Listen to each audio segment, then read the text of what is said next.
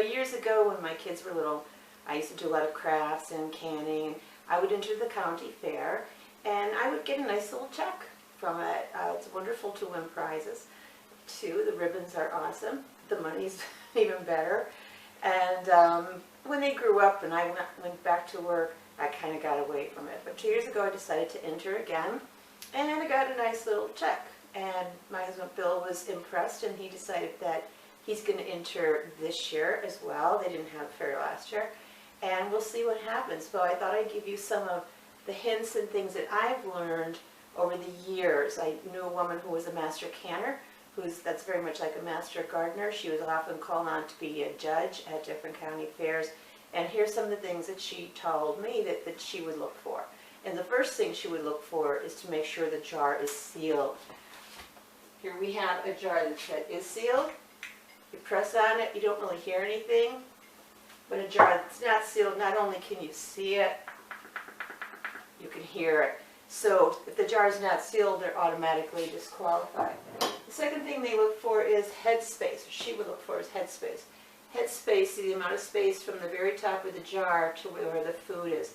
Different kinds of items that are canned require different amounts of headspace.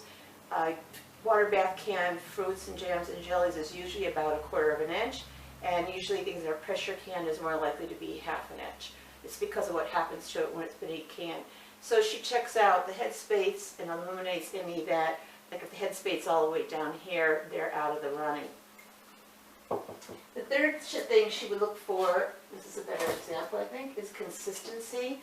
It's the same is true if you're entering your vegetables, they look for consistency. Try to have everything chopped as evenly as possible. They look for air bubbles, which this does have a couple, but not too bad, so it's got a chance.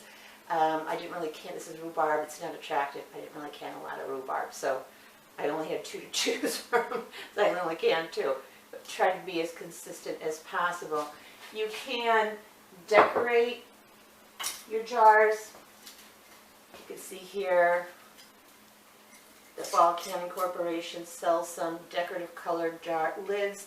They had green lids to match, and red and blue, and they do different colors. You can also do fancy labels on your jar.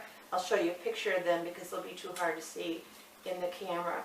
And then one last thing that someone suggested to me, and I do it before I put the labels on, to get out the Windex, or Glass Plus in this case, and spray your jar down so that when you enter it, it's nice and shiny. There's some other things I'll show you. This is called a Veggie Mold, and I will be doing a review of this pretty soon. This is the star shape.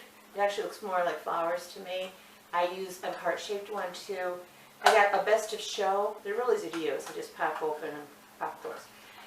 Last fair, I won a best of show, that's impressive because that's better than everybody in that whole section.